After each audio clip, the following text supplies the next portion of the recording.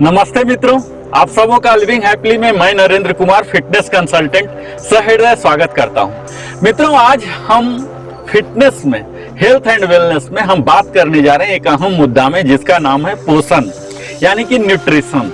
तो इस विषय को विस्तार में जानने से पहले हम यह देखेंगे कि इसका अर्थ क्या है, इसकी स्थितियां क्या क्या हैं और ये किस तरह से हमारे लिए उपयोगी हो सकती हैं अगर हम इसका पर्याप्त जानकारी रखते हैं। तो आइए सबसे पहले हम इसके अर्थ से ही शुरुआत करते हैं इस वीडियो का। तो पोषण का अर्थ होता है यह चूसक कार्य करते हैं मित्रों हमारे शरीर में, यानी कि आप कह सकते हैं कि शरीर में एक ऑब्जर्वेशन की प्रक्रिया है जिसे हम शोषण कहते हैं। और यह शोषण करके क्या करता है, हम जो भी खाद्य पदार्थ लेते हैं उनको ये चूसने का काम करता है, यानी कि उन्हें कन्वर्ट कराएगा एनर्जी में। अगर आप इसके परिभाषा की बात करते हैं तो टर्नर ने बताया था कि पोषण शरीर में होने वाली विभिन्न क्रियाओं का एक संगठन है जिसके द्वारा हम लिविंग बीइंग जो हैं उनके पदार्थों का, भोज्य पदार्थ जो हम ले रहे हैं उनका ग्रहण करता है और उपयोग करता है, जो शरीर के विभिन्न कार्यों को नियंत्रित करने का कार्य करते हैं, वृद्धि करते हैं तथा शरीर की टूट फूट जो रिपेयरिंग है उन सबों की मरम्मत भी करता है। और अगर एक डिफिनीशन की बात करें जो कि council of foods and nutrition of the American medical association ने दिया है, उसमें परिभाषित इस तरह से किया गया है कि पोषण भोजन पोषण तत्वों तथा उसमें पाए जाने वाले अन्य तत्वों का कार्य, उनके आपस में संबंध तथा स्वास्थ्य एवं बीमारी से संबंध, संतुलन एवं वह सारी प्रक्रिया जिसके द्वारा जीव भोजन को लेते हैं। जैसे इसके तहत आप कह सकते हैं वह डाइजेशन है, ऑब्जॉर्प्शन है, एसिमिलेशन है, उसके परिवहन है, उसका प्रयोग है और इसके साथ ही एक्सक्रीशन उत्सर्जन भी आता है। तो पोषण की कई स्थितियां होती हैं मित्रों।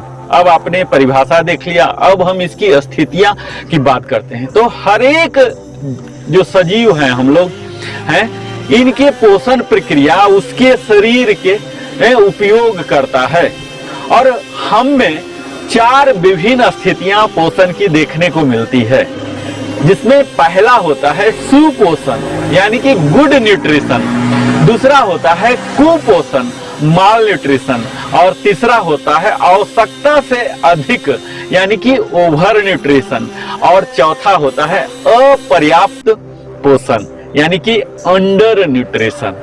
अब इन चारों को हम बारी बारी से देखेंगे मित्रों। तो अगर हम सुपोषण यानी कि गुड न्यूट्रिशन की बात करें तो इसमें उत्तम पोषण से तात्पर्य यह होता है कि पोषण की यह वह स्थिति है जिससे हमारे शारीरिक और मानसिक रूप से संतुलन बना रहे, और यही हमारे गुड न्यूट्रिशन कहलाता है, जो कि हमारे शरीर की लगभग सारी जरूरतों को पूरा कर सके और उत्तम स्वास्थ्य दिलाने के लायक हो सके।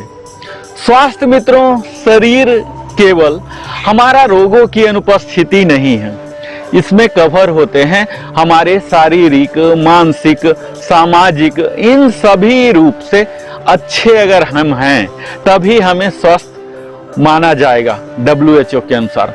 अब अगर कुपोषण की बात की जाए, माल न्यूट्रिशन की, तो यह क्या होता है? कुपोषण का अर्थ है कि अव्यवस्थित भोजन, यानी कि या तो यह आवश्यकता से बहुत ही अधिक है या आवश्यकता से बहुत ही कम पोषण हमारे शरीर में लिया जा रहा है।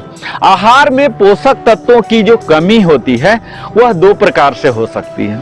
पहला तो यह होती है कि उसमें क्वालिटेटिव नहीं है, दूसरा हो सकती है कि क्वांटिटेटिव नहीं, यानी कि हम या तो पर्याप्त मात्रा में नहीं लिए या पुअर क्वालिटी का लिए हैं। तो कुपोषण जो है वह एक ऐसी विकृति है जिसमें एक अधिक, बहुत ही अधिक आवश्यक पोषक तत्वों का अनुपात या तो बहुत ही कम हो जाता है या बहुत ही घट जाता है। यानी कि दोनों स्थिति में, सपोज प्रोटीन आपको शरीर में चाहिए लेकिन प्रोटीन बहुत ही ज्यादा ले रहे हैं तो फिर से बीमारी का कारण होगा, या प्रोटीन की बिल्कुल ही कमी हो जा रही है तो इसके कारण भी समस्या हो सकती है। तो इसे ही हम माल न्यूट्रिशन कहते हैं। ओवर न्यूट्रिशन में क्या होता है तो जरूरत से ज्यादा, चाहे वो कोई भी कंपोनेंट हो, चाहे वो विटामिन सी क्यों ना हो, खनिज लवण ही क्यों ना हो, तो इससे हमारे ओवर न्यूट्रिशन हो जाते हैं। और जरूरत से ज्यादा अगर हम पोषाहार लेते हैं तो यह विषालुता आती है, यानी कि उसके विषाक्त जो प्रभाव हैं वो हम पर बढ़ जाएंगे। और स्थूलता यानी कि ओबेसिटी, जो मोटापा है मित्रों, यह एक ऐसी स्थिति आ जाती है जब हम ओवर न्यूट्रिशन करते हैं, क्योंकि ये जो पोषक तत्व थे हमारे शरीर में एकत्रित होने लग जाते हैं। और अंतिम है मित्रों अपोषण, यानी कि अंडर न्यूट्रिशन। इसके तहत हम यह देखते हैं कि अपर्याप्त पोषण पदार्थ हमारे पोषण शरीर की आयु आवश्यकता के अनुरूप जब नहीं हो पाती, यानी कि हमें जितना अपने क्रियाकलापों के लिए चाहिए, दिनचर्या की जरूरत है, इतना हम अगर पर्याप्त रूप से नहीं ले पाते हैं तब यह होता है। और यह होते हैं आहार की न्यून मात्रा, यानी कि क्वांटिटेटिव रूप से हम ले पाते हैं। दूसरा, उसके न्यूट्रिशन वैल्यू जो होते हैं वो हम नहीं ले पाते हैं, यानी कि न्यूट्रिशियस डायरी डिफिशियंसी जब होती है। हमारे यहाँ भारतवर्ष में आप देख ही रहे हैं मित्रों की निर्धनता के कारण और जनसंख्या विस्फोट के कारण किस तरह से दिन प्रतिदिन हमारे भोजन में प्रोटीन, खनिज लवण एवं विटामिन वगैरह की कमी कितनी हो रही है।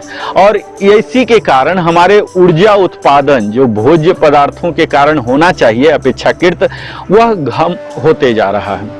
और इससे प्रभाव क्या पड़ रहा है, हमारे कई तरह के कुपोषण हो रहे हैं लो कैलोरी के वजह से। और बच्चों में तो बहुत ही भयानक स्थिति यह दिखती है। जो तो यह पोषण जो है मित्रों, जो पोषण तत्व है, न्यूट्रिएंट्स हैं, यह भोजन के अंदर विद्वान होते हैं